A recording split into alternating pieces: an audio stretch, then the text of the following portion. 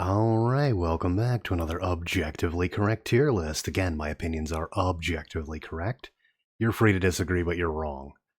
This time around, I'm going to be milking your childhood nostalgia with toys from the 90s. And so, of course, even if you're like a younger Zoomer, I'm sure these toys are still around, at least some of them. Like some of the ones that aren't, like based off of, a limited time kind of branding. Some of them are definitely still around. Some have been around for like 60, 70 years, something like that. Anyway, our categories are the GOAT for the best toys. Good memories for, hey, it was a great toy. Maybe not the best toy, but still, a lot of fun to be had. Was all right for, like, maybe it was just like one of those toys that, like, you just kind of had it and you put it on your shelf or something. It wasn't like an actively played with toy, or maybe it just wasn't that great of a toy. Junk for, man, this thing was absolute trash. Like it broke easily, or it was just really cheaply made, or just something like that. Marketing gimmick for, man, this came out of a boardroom. Like no children were involved with coming up with whatever this thing was. And then never knew anyone that had one. For there's a couple things on the list where it's like I didn't have one, none of the neighbor kids had one, my cousins didn't have them, nobody at school had them. Yeah. So we're gonna start off with Mousetrap, and Mousetrap is of course a classic board game, and it was all right for a board game, but it wasn't like the best.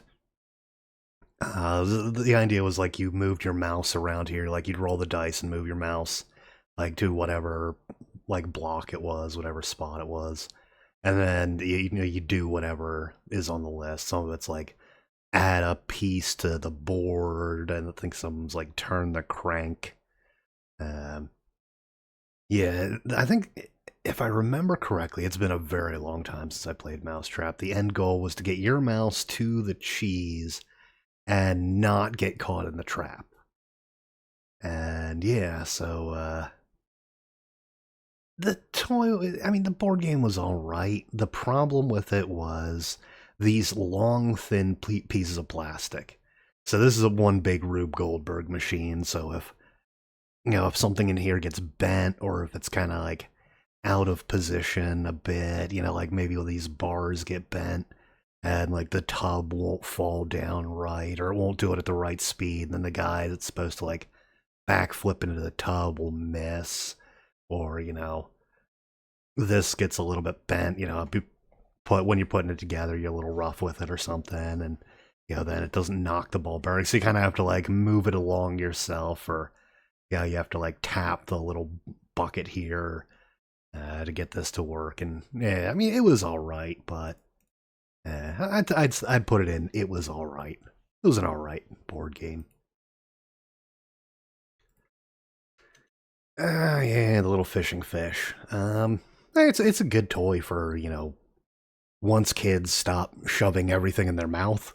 Yeah, like 3 to 5 years old, something like that. And it's like you have like a magnet on the end, and there's usually a magnet inside the fish, and you have to like kind of get the magnet in the mouth and pull it out.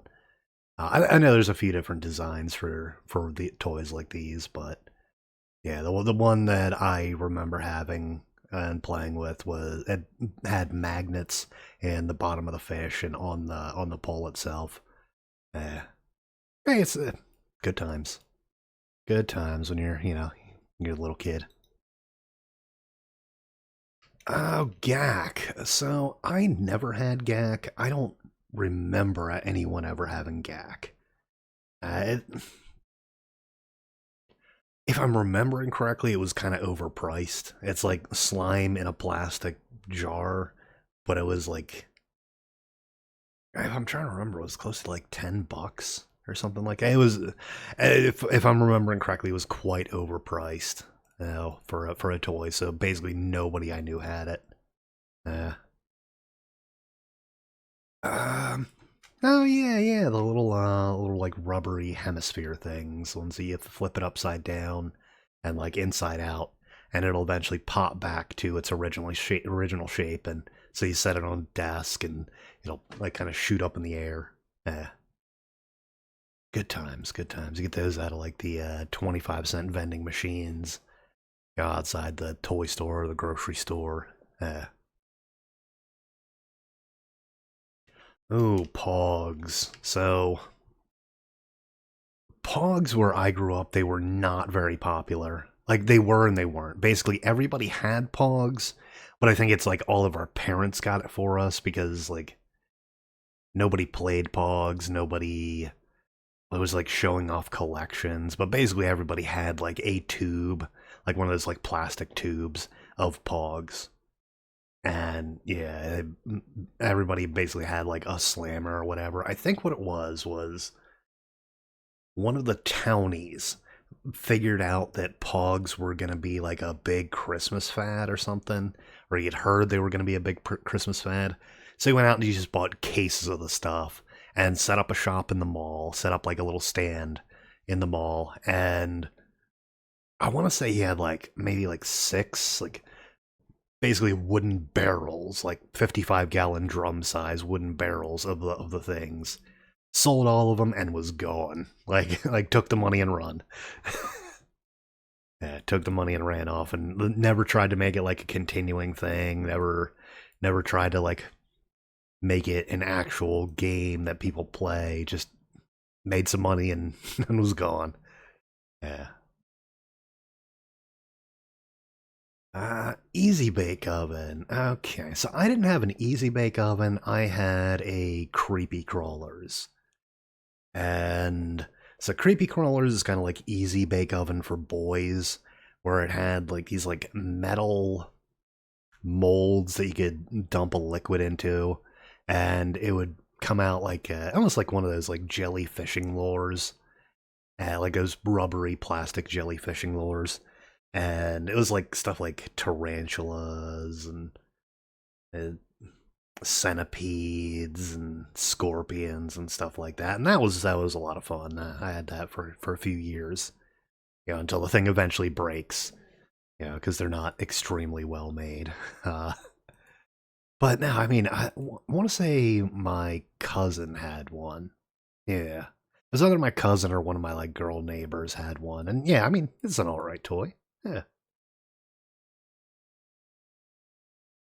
Oh, Tamagotchis. So Tamagotchis were another like it Christmas item, but they were only an it Christmas item for 1 year because I don't know if the toy stores where I was at just kind of like didn't get the memo or they weren't expecting it to be a really big thing because basically nobody got one. They were all out of stock, and I think only maybe like 5 or 6 kids at school had a Tamagotchi.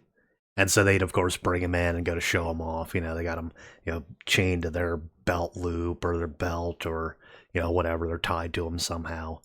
And, like a ribbon around the wrist or something.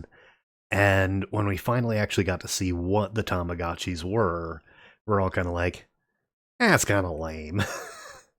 And yeah, so they did not stick around as like a 2 year kind of fad. They came and went pretty quick where I was at. They were basically just a marketing scam, marketing gimmick where I was from. And slap bracelets. Slap bracelets were the fashion item. It was the fashion item. Everybody had some. Everybody had like at least one. And I had like a small collection. I probably had like 7 or 8 different slap bracelets. And you just get them out of like the 25-cent vending machines, but they were the fashion item for like 3 or 4 years running. Like everybody had them, all the vending machines had them. Yeah.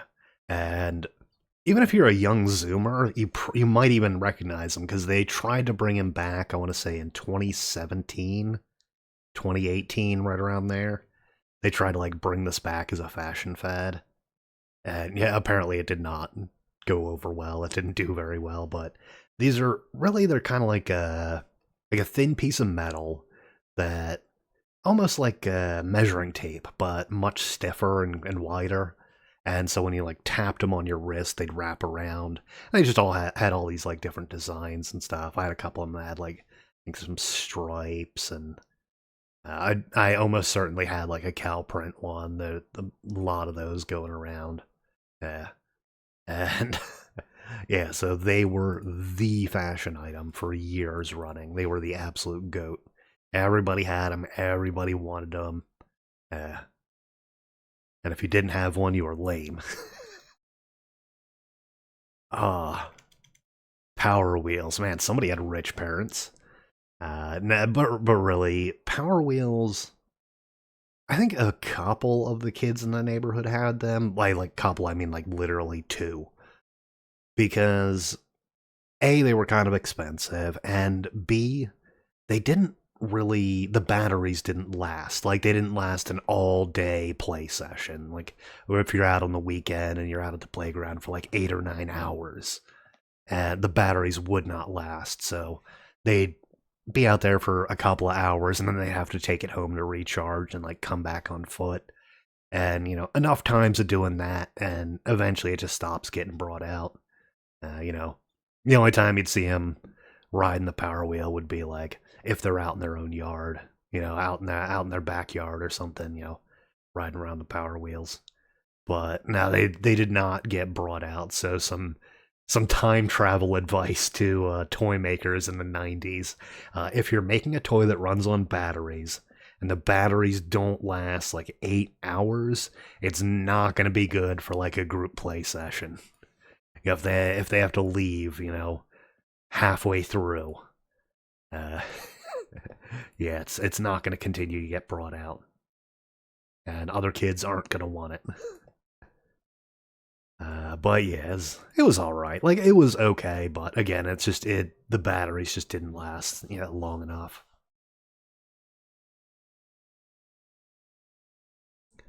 Oh yeah, McDonald's toys. So I did not get to go to McDonald's very often, maybe only like twice a year. But you are damn sure every time I went to McDonald's as a kid, I got a Happy Meal for the toys. Absolutely. Absolutely loved McDonald's toys. Yeah. Oh, Light Bright. So I didn't have one, my cousins had one. And I don't know if you can actually see it because of, like video compression and how YouTube kind of sometimes messes with colors or makes stuff darker. But it's basically like a pegboard that you insert these little plastic rods into, like the colored plastic rods. And I don't know if they've changed it since I was a kid, but when I was a kid, these pegboard, like the holes, there'd be like some light bleed through them. So it was never this bright. Like it was never this bright. Unless you used, they came with like a sheet that you kind of like inserted into the front, and it had like the holes lined up for like a pre-punched design. But if you didn't use that thing, you'd get like light bleed, and it just wouldn't look as good as like say what they're showing on the box. Yeah, I mean it was still an all right toy. Yeah, I'd say it was all right.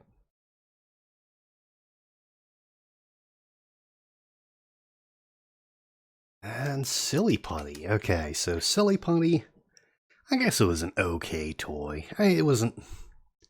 It was one of those toys you'd get, you use it for a little bit, and it would be forgotten in like a shelf or a closet for until it effectively like dried out like months later or years later.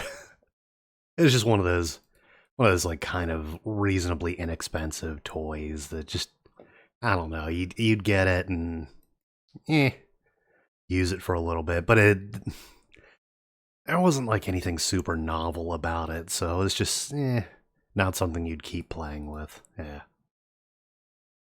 I'd say it was all right. Uh, Baby Born. Okay. Um, I remember the commercials for Baby Born, but I don't remember anybody ever having one. Like maybe some of the girls around the neighborhood or some of the girls at school had them, and they just never brought them in or never brought them outside or whatever. But no, I don't remember anybody ever having one. Mr. Bucket, yeah. So Mr. Bucket was like this little like bucket on wheels that would drive around and would I think it would like kind of randomly turn and spit balls out of the mouth.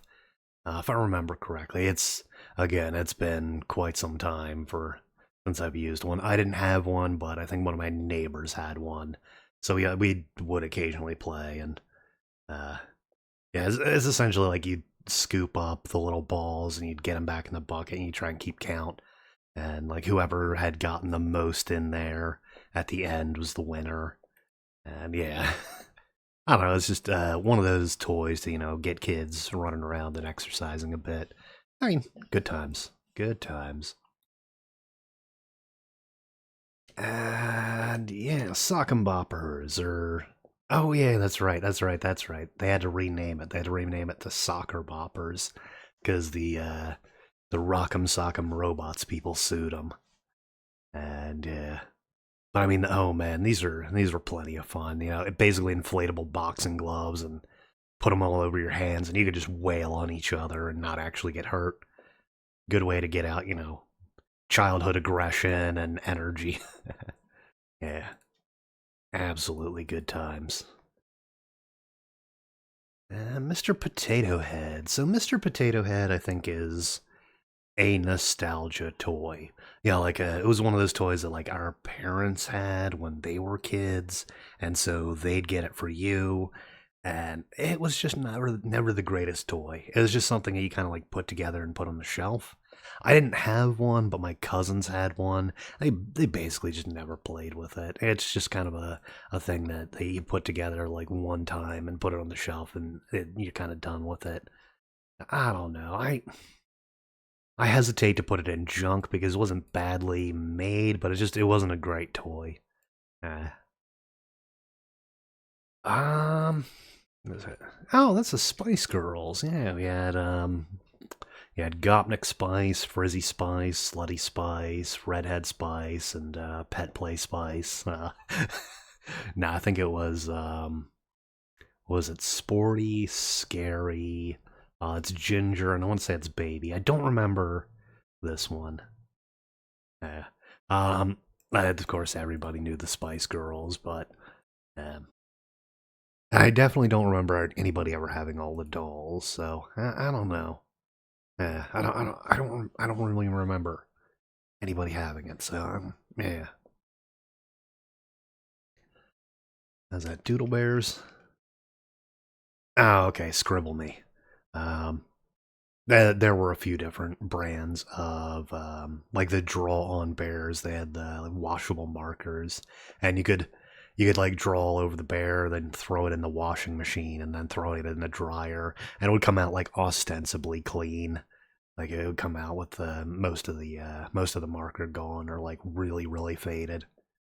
Um, the only problem I ever heard about these, because I think some of the neighbor girls had them, the only problem I ever heard was that their markers would dry out. And, they'd have to, go beg their parents to go to the store and get new, like, washable markers. I mean, I guess they liked them, so, I mean, I guess it was alright. Yeah, the Power Ranger like head flip thing. I wasn't a Power Ranger kid, but my cousins were, and so this one there was like a hinge right here, and so when you depressed the button on the belt, the top would kind of flap open a bit, and you could twist the head down into the torso, and the other side was just like their human face, if I remember correctly. And you push the button, and the Super Sentai mask face came out, and yeah, it would like flip out. Um, Again, my cousins had these, I didn't. I guess they were all right. They liked them, so it was a decent enough action figure, I guess. Yeah. Oh, Etch a Sketch. Yeah, you could write all the naughty words you learned, and put the F word on there and the B word, and yeah, draw a picture of like dicks and boobs and butts. And you go to erase it, and there's still like the ghost line from where it had where it kind of like scraped against the screen that would never really go away. Yeah. Good times. Etch a sketches were great. And I'm sure mine was like filled with bad words and pictures of like butts and dicks. Oh, it was a nightmare as a kid. That was a little shit.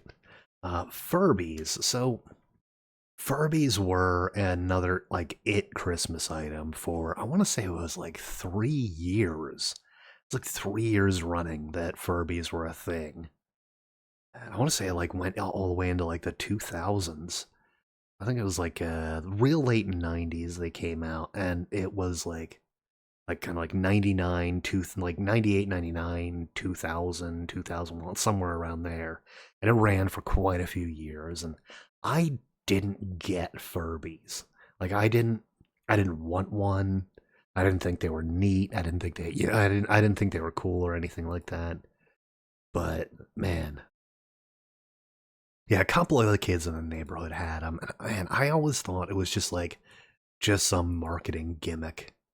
It was just like something that came up in a boardroom that kids were never consulted about. Like here, let's make this thing. They'll gobble it up because it's got fur and it's got electronics in it.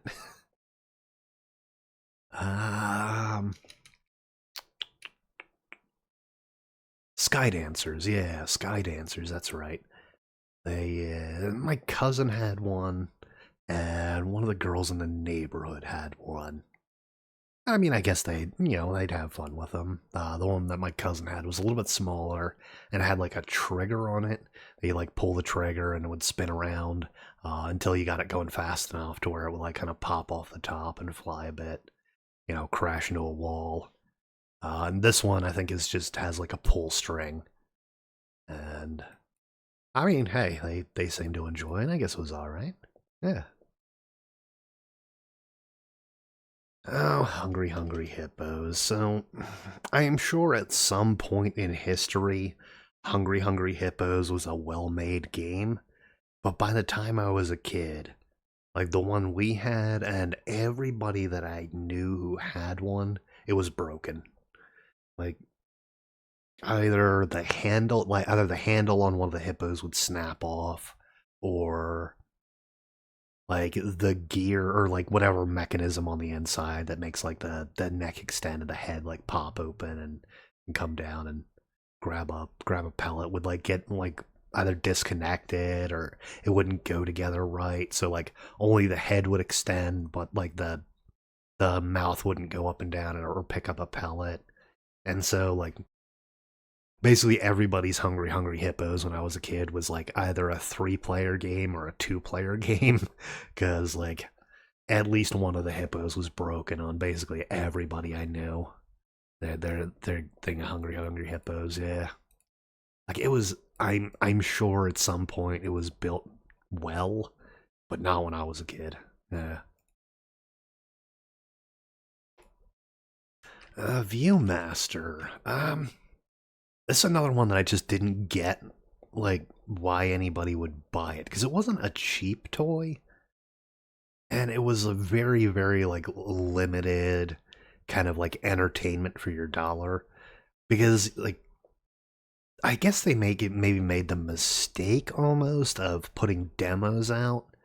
Because it's like it would have one of these reels in, and it just these so there's not that many pictures on here on these reels because like it's 3 days, so two of these pictures are kind of like linked. The ones across from each other are linked together, like they're the same picture but like stereoscopic, kind of like taken a few inches apart from each other with like two cameras.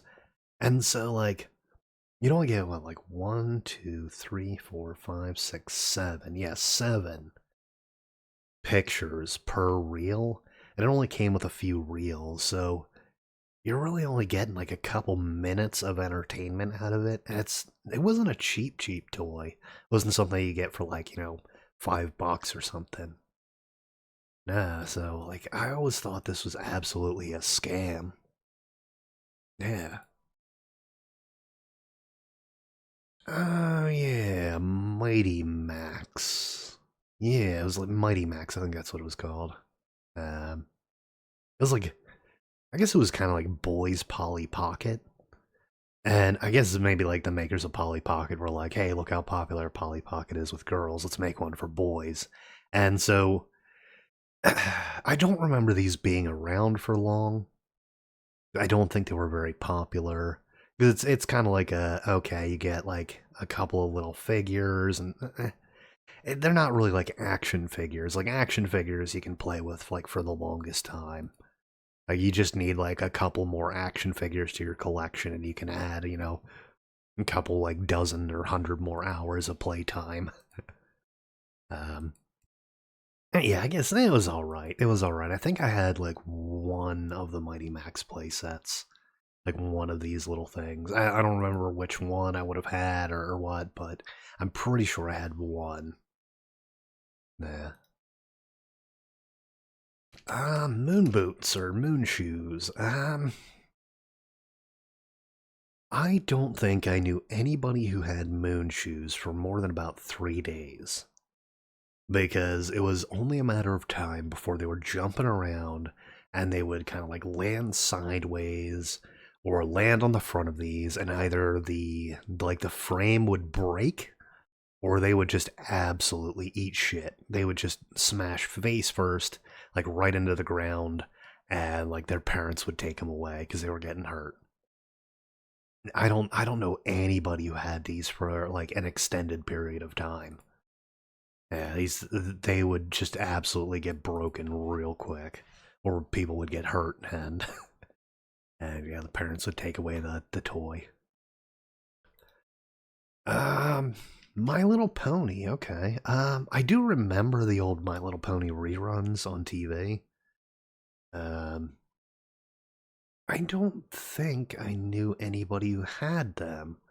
Like I know my cousin. She was a horse girl. So she had a bunch of horses, but I don't think she had any of the My Little Pony horses. Like she had her mom got her into like horses when she was young. Oh God. Oh yeah, but no, that's a whole story right there. That's a whole bag of worms. But no, she got into like equestrian stuff when she was very young. But I don't remember anybody actually having the My Little Ponies. Yeah, they're little plastic, or I can't remember if they were plastic or glass, little tubes. They're filled with water, and I'm sure some kind of like anti-algae chemical, like probably like chlorine or something, or like maybe they just use like tap water or something. And they had like glitter, and yeah, like little stars, like foil stars, and you could just like kind of like flip them back and forth and back and forth, and it is one of those like kind of passive watching toys. So it was never going to be like one of my favorites. I liked it a lot of like action figures. Yeah. Oh, the Play-Doh barber playset. Yeah, where it's like you'd pop open. I think it wasn't you like popped open this little spindle thing or like this little like spinny thing, and like shoved the Play-Doh inside, and then you'd crank it. I think it was on this side that you popped it in. I didn't have this set. My cousins did. And one of the problems with it was this would never crank out all of the Play-Doh. So you'd have like a little bit left over inside. It would get like crusty over time, or like if you went to switch colors, you'd end up with like the old Play-Doh color kind of like mushing into your other Play-Doh. So you'd have to like kind of like pick it off, um, or you just like deal with it, kind of like mush it all together again, and kind of like homogenize the color. And yeah, eventually your colors will fade, or like kind of shift over time. And yeah, it's a scam by Big Play-Doh to sell more Play-Doh. Nah, I mean it was all right. It was an all right toy. It was just like a little thing, it squeezed out the Play-Doh, and you can make different hairstyles and whatnot. And, I don't know. It's not something I would have wanted myself, but yeah. The Micro Machines Winnebago, right? Yeah, where you get like the Micro Machines, it's got like a launcher there. I think this was Micro Machines. Yeah, I definitely did not have one of these. I vaguely remember the commercials for it though. Um, I do want to say it's Micro Machines. I did have quite a few Micro Machines, probably like maybe like 6 to 8 of them. And yeah, I mean, I don't think I knew anybody who had one, but I mean, it seems like a reasonable playset if you got rich parents. Oh, perfection. Racing that clock. Pop goes perfection. Uh, yeah, this was one of those like kind of make kids smarter toys, where the point of the game, if you've never seen it, is you put it on stop, you twist the egg timer up to 60 seconds, and then you have 60 seconds to put all of these shapes inside the little tray here. And if you ran out of time, it would just eject everything. Like it would like unlock, and it was on a spring, so it would like shoot them all out. And yeah, I mean it's one of those like make kids smarter toys, and I mean it was reasonably fun enough. Yeah.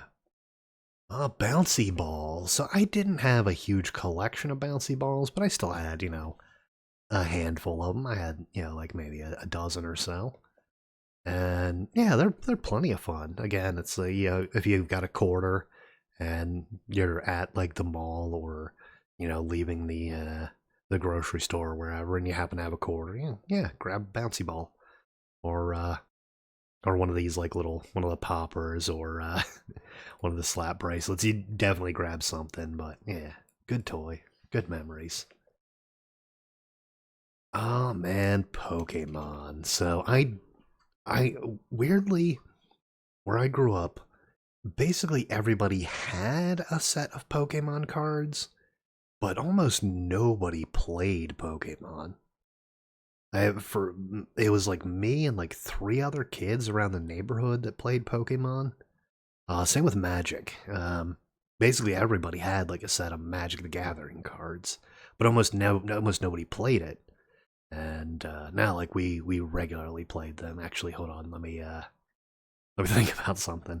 I'm sure the statute of limitations is like way over for this crime, but yeah, down the street from our neighborhood there was this old pond, and around the pond they had these picnic tables, and we like snuck in there one night and we stole one of the picnic tables and took it out into the woods near our houses.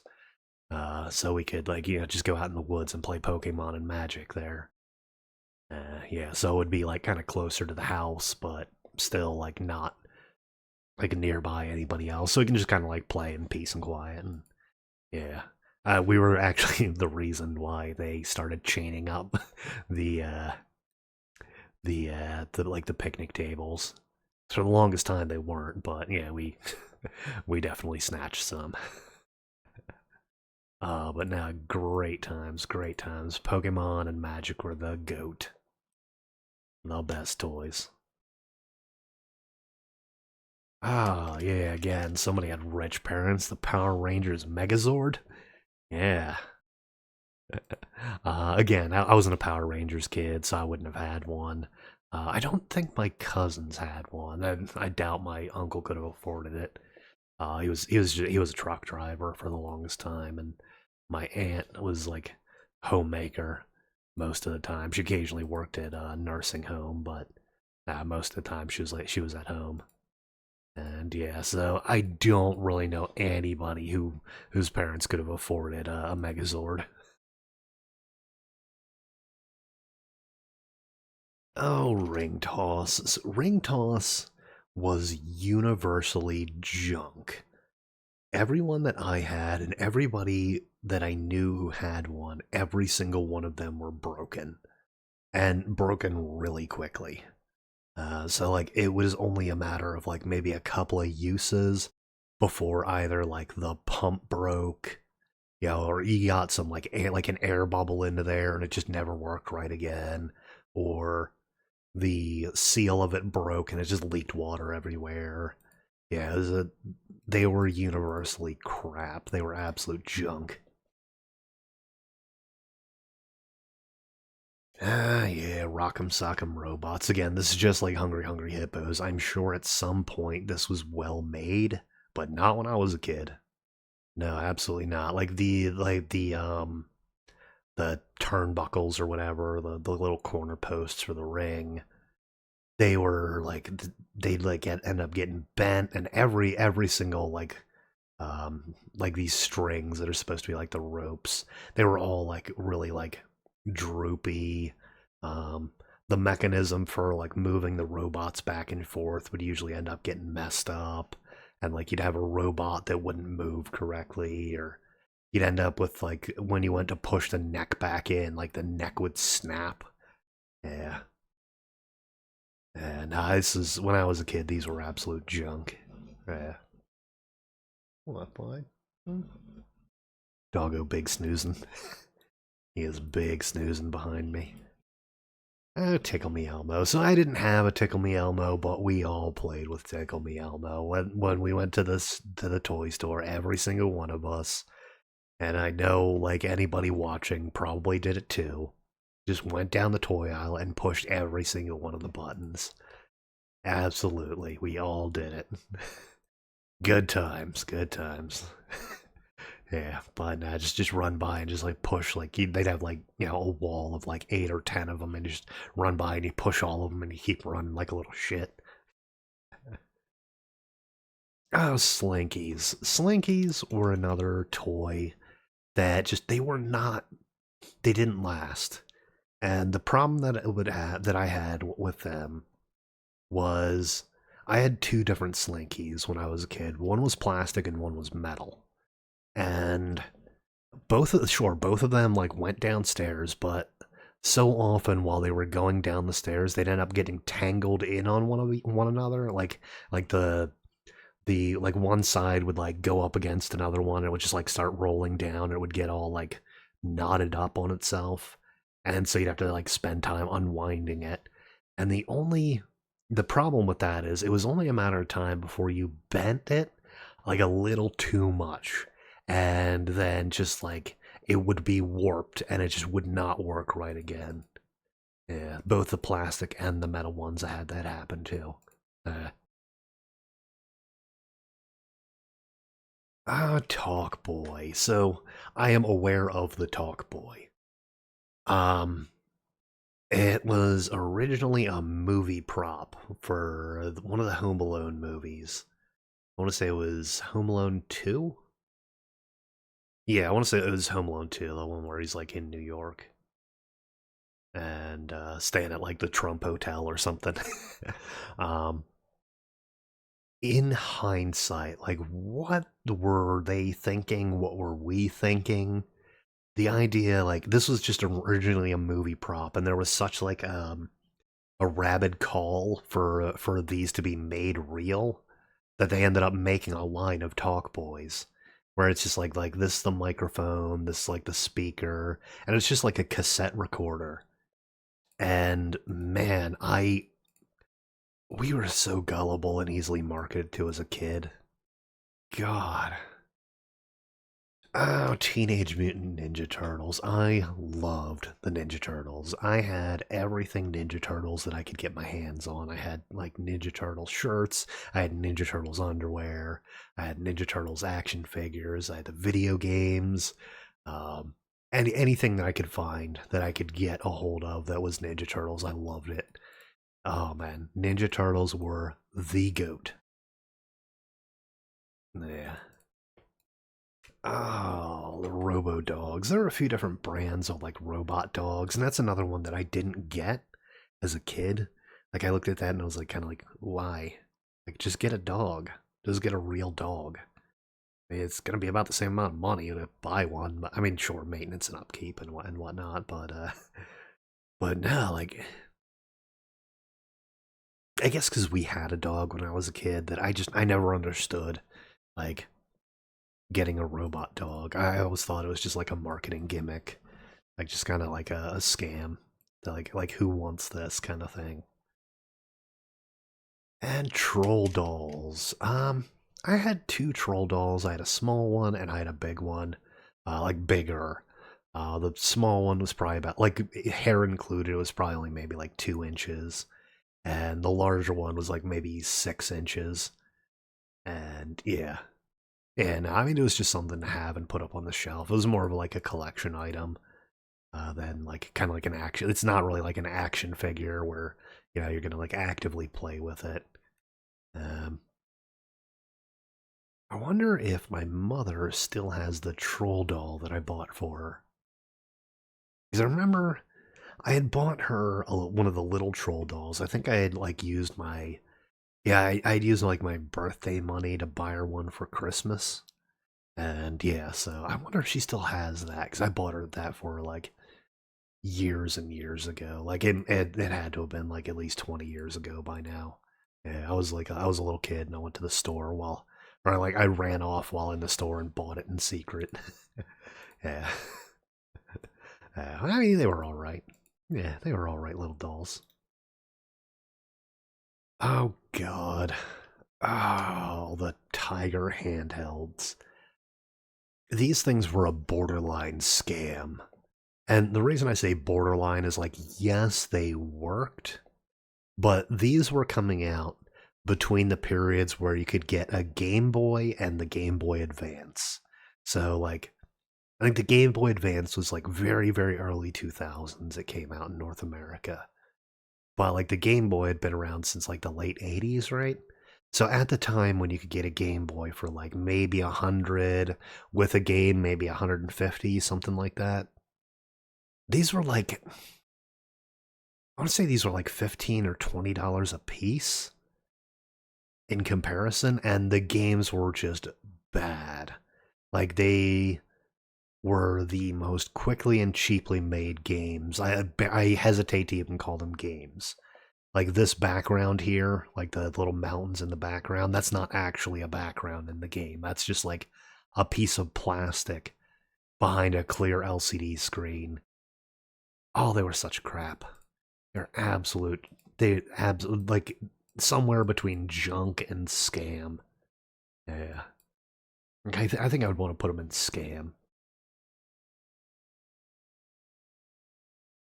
And speaking of scams, God, I do not know what kind of marketing genius was behind the marketing of Beanie Babies, because there's that there's that meme of like it's like Steve Carell from The Office holding a Beanie Baby, and it's like, you're gonna sell like my collection of these and buy yourself a nice spaceship, because like every like divorced or spinster aunt or mom bought like piles of these thinking they were going to be worth like tens of thousands of dollars when their kids grew up, and like this is going to be their college fund.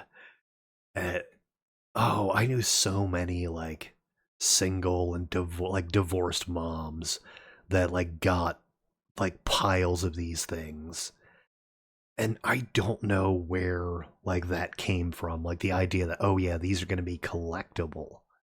Like I think Beanie Babies came out before the Atari 2600 revival. If you missed it, that if you're a young Zoomer, you probably wouldn't even remember this, but it was like early 2000s.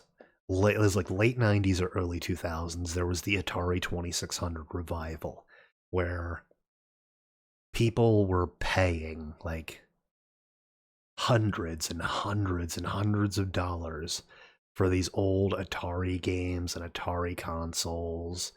And I think that happened after Beanie Babies. So I'm wondering, was like, were Beanie Babies like the nexus point of like the collection craze kind of thing? Like, where people were like thinking these toys were going to be worth like so much money. Like, seriously, go to eBay right now, open up a new tab, go to eBay, type in Beanie Babies, and you're going to see two things. You're going to see people who are absolutely smoking the fattest crack rocks for how much they think that those Beanie Babies are going to sell for. And then you have the like more realistic people who are like selling, like 20 to 50 Beanie Babies for like $50 or something like that. Like, yeah, this just is not going to be worth any money. But no, there are some people that are absolutely smoking the fattest crack rocks, thinking they're going to get that kind of money for them. Oh man, this was absolutely like, I don't know who was responsible, but it was just genius marketing on their part for like how much of these sold. Because like none of the stores were ever like low in stock. It's not like you'd go to the store and they'd be sold out of Beanie Babies or anything like that. There was always like shelves of Beanie Babies around. So why anybody would look at that and think, oh yeah, these are going to be rare collectibles. It's like, no, there were thousands or at least hundreds on the shelves of every toy store across America. Yeah. Oh, Stretch Armstrong. Stretch Armstrong is another one that I think is like Mr. Potato Head, where I think it's our parents' nostalgia that caused them to buy it, because it wasn't like a particularly good toy. It's just like, okay, yeah, it's stretched. Oh, whoopee, big deal. Like, yeah, it's just it's one of those things. Like, I guess it was all right, but I think it was actually our parents' nostalgia that caused them to buy it for us, or whatever. Uh, yeah, like the Velcro and tennis ball paddle thing. This was like a real cheaply manufactured toy. You could get them at like the dollar store, and it was just like an injection molded plastic paddle with a sheet of Velcro and like a Velcro strap on the back so you could strap it to your hand, and the cheapest tennis ball you could possibly get. And yeah, everybody had one that I knew. Like everybody I knew had one. And yeah, you just like, go out to the playground, you put them on, you just throw them at each other, you try to hit each other in the head with the tennis ball. And hey, you should have caught it. It's your fault you got hit. Nah, good times, good times. It was so cheaply manufactured, but it was still such a good toy. Um, oh man, is it Crazy Bones? Is that what it is? Like Bones with like a Z, I think. I think that's what it was. And there were just like hundreds of different like shapes and designs for these. And I guess they were another one of those, like they tried to make a collectible game. I don't know anybody who had these. Like it's not something anybody like brought to the playground or brought to school to like play between classes or something. Yeah, I don't know anybody who had these. I'll say, didn't they do like a marketing tie-in with like is it McDonald's? Didn't they do like a McDonald's line of Crazy Bones? I don't know, maybe.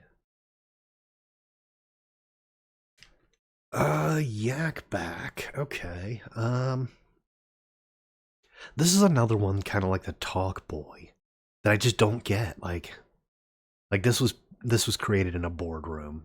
Like the idea is like you push this button and then you talk into it, and then you hit play and it plays it out of the speaker. And I don't know if it was intentionally done this way or if it was just such cheap electronics. When you hit play, it just always sounded all like garbled and weird. Uh, yeah, I don't know. Oh God, Captain Planet and the Planeteers Power Ring. So I definitely watched Captain Planet as a kid, and looking back, how did we not see that it was just obvious, like hippie environmentalist propaganda? Because like everybody in that, like all the villains were just like business people, like they got off on like polluting the earth. And wasn't there that one guy who like his thing was like toxic waste, like he wanted to spread nuclear fallout and toxic waste? Yeah, thanks hippies for robbing us of the nuclear age, jerks. uh, But no, I did not know anybody who had it. Ooh, had to cough there. Yeah, I don't know anybody who had like the Captain Planet stuff. Captain Planet was never a very popular cartoon. Like people didn't have like show up to school with like a Captain Planet T-shirt or anything like that, and yeah, never the most popular cartoon, but an obvious propaganda. And and speaking of propaganda, the crash test dummies. This is actual propaganda, actual government-funded propaganda.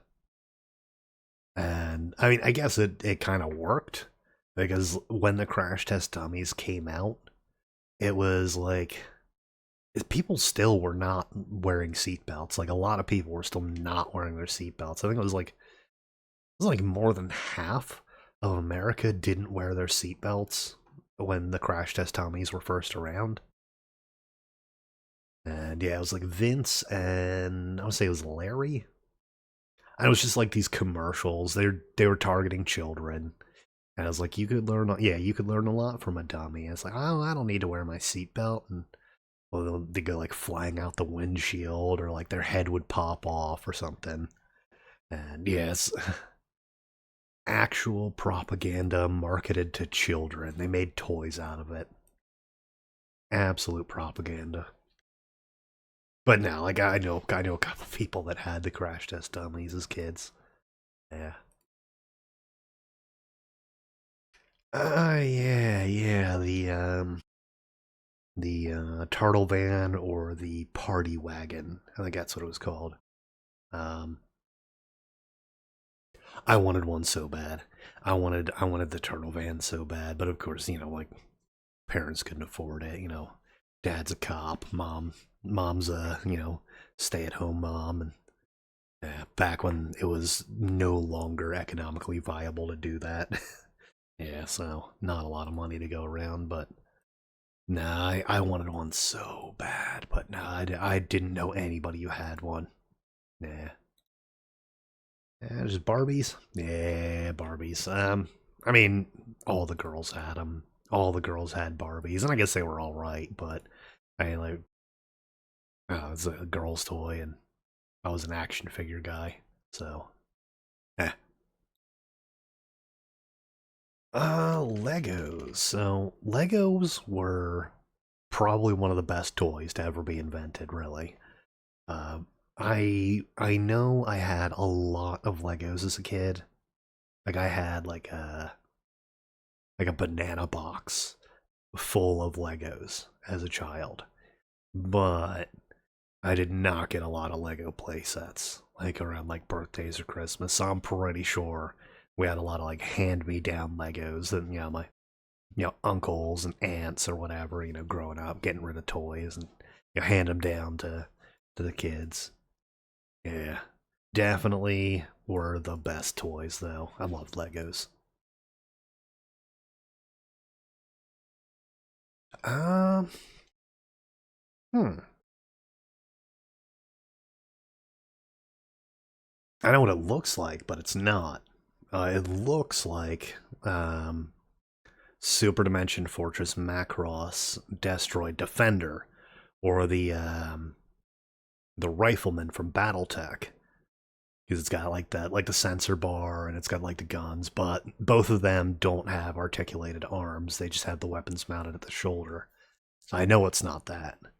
Um, Man, I love BattleTech. Uh, yeah, it's FASA was my childhood too. Like late 90's, early 2000s, FASA was my childhood. I played BattleTech, Shadowrun, Earth Dawn, Crimson Skies. Yeah. A quick tangent on that one though. I would love, man, if I had my own game studio, like if I had the funding, I would actually open up my own game studio. That's actually like a long term goal, is to open up my own game studio and do game developments, like hire a bunch of people and develop a few games. I would buy the rights to Earth Dawn to make a like an open world RPG, kind of like in the style of say like Skyrim or whatever, kind of like that style of open world. of Earth Dawn, and I think that would make such a great game. It's such a good setting. It's like it's so weird and cool. It's oh man, I loved Earth Dawn. It's a shame the dice system kind of sucks, but yeah, that's why I would like it to be like a an open world game, so you know people could get into it and play it, but without having to deal with the dice system. But anyway, no, I don't know which one. I don't even recognize it. Um, Koosh balls. Um, Koosh balls were pretty fun. They're basically just like the like a whole like group of like rubber bands, and it just had like a real tight knot in it, so it'd flare out like that, and they'd be like cut to certain lengths, and they were fun. You know, you just grab a couple bands and you can shoot them like a slingshot, or you just throw them at people, and toss them between friends, play a game of catch with it.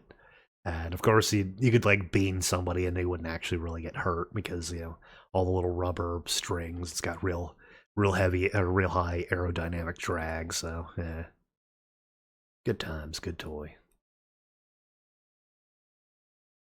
Ah, yeah, Tech Decks. I really wanted a Tech Deck as a kid. Like, I really wanted a Tech Deck, but my mother, being super overprotective when I was a child, wouldn't get me anything related to skateboarding.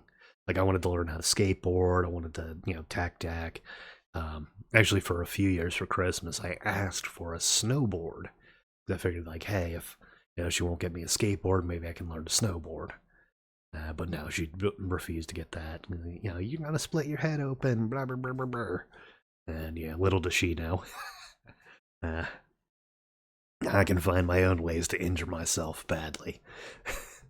Yeah, actually, one of them was sledding, and yeah, she got me a sled instead of a snowboard, and I still managed to really hurt myself because I was on this hill. Yeah, story time. I was on this hill, and it was a really steep hill. Like, it was steeper than a 45-degree angle. Like, it was much steeper than that. And on the side of the hill was this, like, row of trees. And so I hit a bump. And when I hit the bump, I kind of, like, really quickly, like, veered off. Like, it was split seconds before I was, like, into the tree line. And yeah, like I bounced my head off the side of one of the trees. I'm like, oh man, oh god, that hurt. And so like I just went back to sledding, didn't really even notice. I was out for like another 2 hours or so. I get home, start getting like all the winter gear off, you know, the beanie and the scarf, and taking off the jacket and the sweater and all that. And then I go and run my hands through my hair because at the time I had fairly long hair, and I pull my hand away because I felt like a kind of a sting, and my hand was like covered in blood. I was like, ew, that's no good. And so I ended up like running to the bathroom. This is like before my mother came home. Like she was out like doing something. Um, and that may have been the point where she was working. Yeah, I think at that time she had gotten a job at that point. Yeah. But anyway, I looked in the mirror, and apparently when I had hit the tree, I guess maybe either a piece of bark or like a broken branch had hooked my ear, and it had torn about a third of my ear off the skull. Like I have a grisly scar there. It goes all the way down, almost all the way down to like yeah, like the little nubbly bit that like kind of you can push and cover and put it into your ear hole, like that part. It goes almost all the way down there, like from the top of my ear. And yeah, so I ended up having to reattach that myself. Uh, I used some super glue and ended up reattaching my ear to my skull. And so yeah, that was fun. Uh, had to use my hair to kind of like cover it up for a long time, and yeah, until it was totally healed. But it did end up like actually healing itself. And yeah, so my ear is still attached to my skull, and nothing horrible happened there. But no, I really wanted one of these. But nah, I I only got to see it and play with it like you know friends bringing it into school or whatever, and you know you play with it during lunchtime and whatnot. Yeah. Oh god, laser pointers. I don't know who thought it was a good idea to market laser pointers to children. Because it would be one thing if it was in like a pet store or whatever and you market it for like, oh, toys for cats. But no, these were in like every single toy store marketed to children. It's like you know for a fact. Doggo big snoozing. But you know for a fact every single one of us is going to pick up one of those things and shine them right in each other's eyes, and we did. Absolutely everybody who had a laser pointer was shining it in each other's eyes, like, in class, you'd kind of like lean over and try and like shoot somebody in the eye real quick while the teacher's back was to you. Yeah, like that I swear that was a marketing gimmick and a scam from, big optometry and big laser. They got together and decided they wanted to blind American kids. Oh man. Oh, skip its. Yeah. They didn't look like this when I was a kid. This is probably a newer model, but yeah, this is definitely like the loop here is reinforced, and that looks definitely reinforced.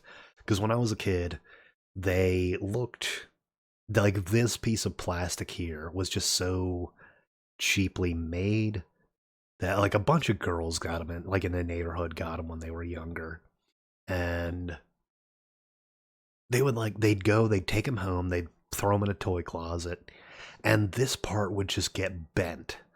Yeah, they'd throw them in the toy closet, and it would just, get bent at a 90-degree angle. And I mean, sure, you could probably like hang it up and like hit it with a blow dryer for a little while, but it was never perfectly straight again. So it would just like, bounce off the concrete, or it wouldn't keep count correctly for the ones that had like the like the tally counter. And man, no, these were so like poorly made when I was a kid. Like maybe they've gotten better, but now when I was a kid they were so poorly made. You'd take it out like one or two times before it was ruined. Yeah.